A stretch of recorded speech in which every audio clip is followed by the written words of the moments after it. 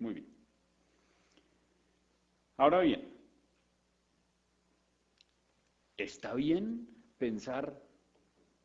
Uno puede preguntarse, ¿está justificado atribuirle ese carácter de precedente a las sentencias judiciales? ¿Está bien considerar que esas sentencias deban ser eh, sentencias vinculantes, es decir, una fuente de derecho en sentido estricto que vincula a todos los operadores jurídicos?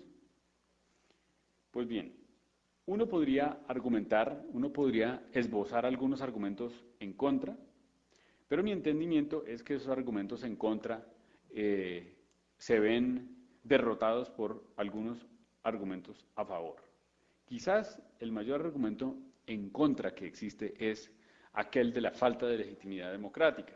Muchos autores han dicho que en el common law se justifica que las sentencias tengan carácter de precedente porque en el common law algunos de los jueces están elegidos popularmente. Entonces, esa legitimidad popular sería aquella que daría la posibilidad al juez para crear derecho en nombre del pueblo. Ahora bien, esta objeción a mí no me parece que sea una objeción tan contundente porque, en primer lugar, pues el sistema judicial siempre tiene una legitimidad derivada de la Constitución, en primer lugar. En segundo lugar, los grandes órganos, las altas cortes, siempre tienen alguna legitimación política, es decir, los partidos políticos y el Congreso muchas veces también interviene en la elección, en los procesos de elección de los magistrados a altas cortes. Y en tercer lugar, hay otros argumentos derivados del concepto de sistema jurídico que yo creo que fortalecen o robustecen o hablan a favor de la idea del precedente. Permítaseme por lo menos hablar de tres argumentos. El primer argumento es el argumento de coherencia. Argumento de coherencia. Y es que la idea del precedente sirve para que exista coherencia, sirve para que exista coherencia en el ordenamiento jurídico.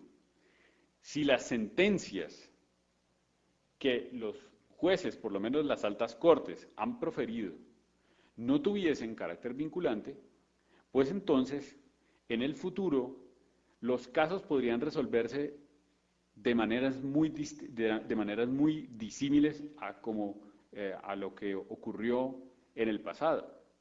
De hecho, por ejemplo, eso pasa mucho en mi país. En mi país no existe un tribunal electoral, sino que el derecho electoral se aplica por una de las salas del Consejo de Estado. El Consejo de Estado, nosotros tenemos un Consejo de Estado, no a los españoles, es decir, no es un órgano de consejo del Ejecutivo, sino a lo francés, es decir, es el máximo órgano de la jurisdicción contencioso administrativa. Y ese Consejo de Estado, que entre otros asuntos decide asuntos electorales, es un órgano de una creatividad increíble, que si uno como abogado, y eso nos ha pasado en el estudio que tenemos con mi padre y con mi esposa, tenemos 20 casos iguales, interponemos 20 demandas iguales y tenemos como respuesta unas 16 sentencias totalmente distintas unas de otras. Es decir, eso introduce incoherencia en el ordenamiento jurídico. La idea de la coherencia es que debe haber una armonía en el derecho. No puede haber contradicciones en el derecho. Debe existir una, eh,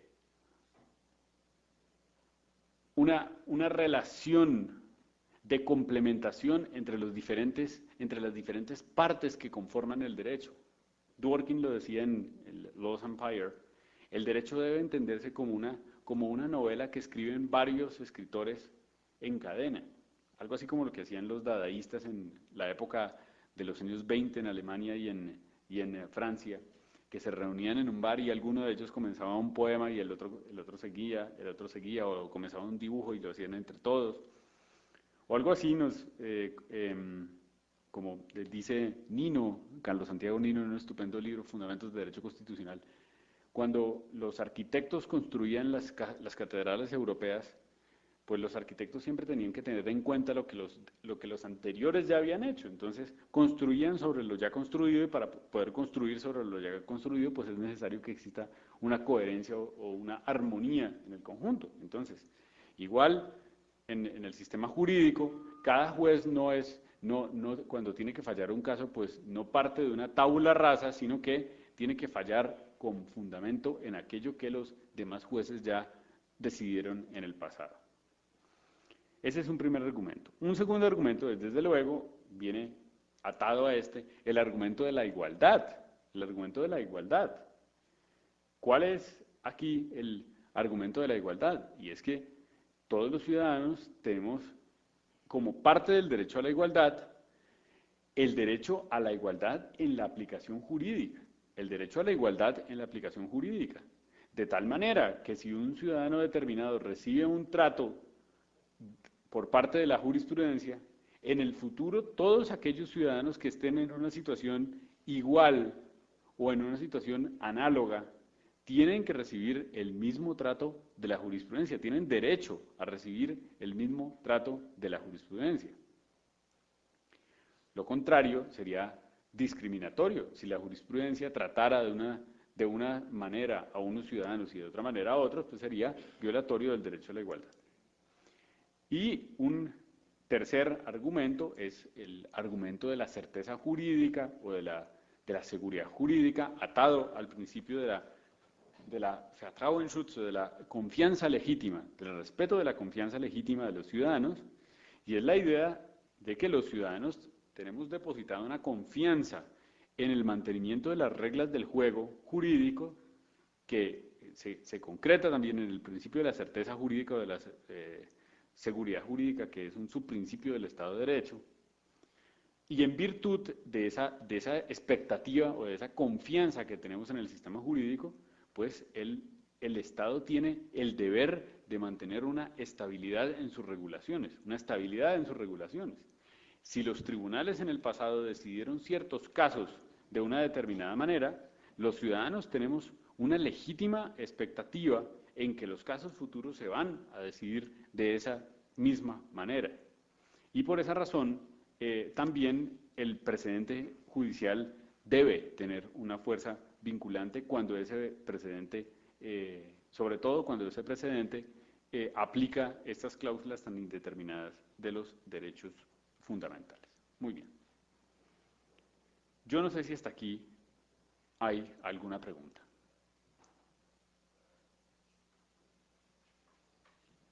Objeción, crítica, insultos, ¿se valen los insultos?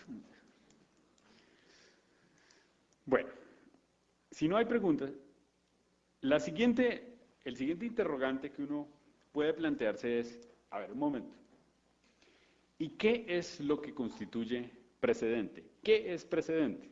¿Qué es precedente? Muchas veces uno, antes de eso, esta pregunta, ¿qué es precedente?, puede referirse a dos cosas distintas. En primer lugar, puede referirse a qué parte de una sentencia es aquello que constituye precedente. ¿Qué parte de una sentencia es aquello que constituye precedente? En primer lugar. Y en segundo lugar, ¿cuántas sentencias se necesitan para que exista precedente? Vamos con lo primero. ¿Qué parte de las sentencias constituye precedente? Ustedes saben que, sobre todo en América Latina, somos demasiado prolíficos en la escritura, no solamente en la doctrina, sino también en la jurisprudencia. Nosotros estamos acostumbrados a que nuestros libros son bastante grandes, en que uno escribe largo, en que si a uno, como aquí le dicen 50 cuartillas, dice, bueno, una tarde y ya están las 50 cuartillas, etcétera. En otros mundos, por ejemplo, en el mundo anglosajón, si uno le dice 50 cuartillas a uno, dice, pero eso es una tesis de doctorado. Es decir, nosotros estamos acostumbrados a escribir largo. Y por esa razón también, nuestra jurisprudencia suele ser una jurisprudencia que son sentencias muy largas, sentencias muy largas.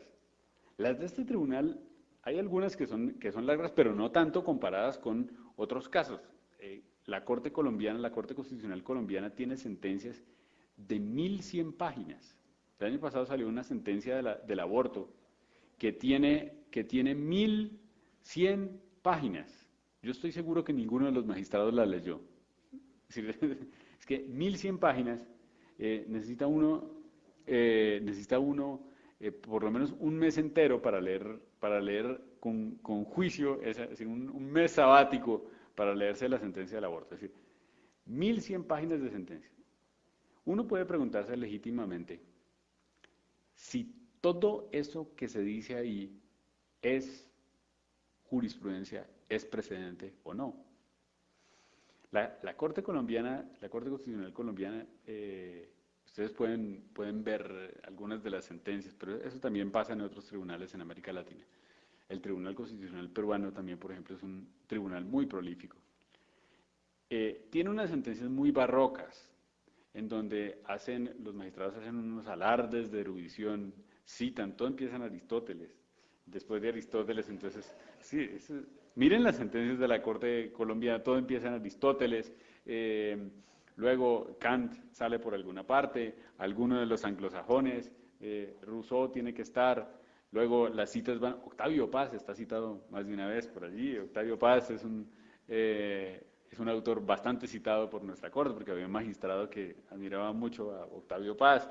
Bueno, la Madre Teresa de Calcuta, todo lo que ustedes quieran, encíclicas papales. No se rían que es en serio, encíclicas papales, es decir, hay de todo lo habido y por haber, más todos los profesores de Derecho Constitucional que ustedes se puedan imaginar, están ahí citados. Uno puede preguntarse, ¿acaso todo eso es jurisprudencia? ¿Todo eso es jurisprudencia? Pues muy complicado. Si todo eso fuese jurisprudencia, entonces la jurisprudencia no sería nada, porque allí pues hay fundamentos para defender cualquier opinión, cualquier opinión.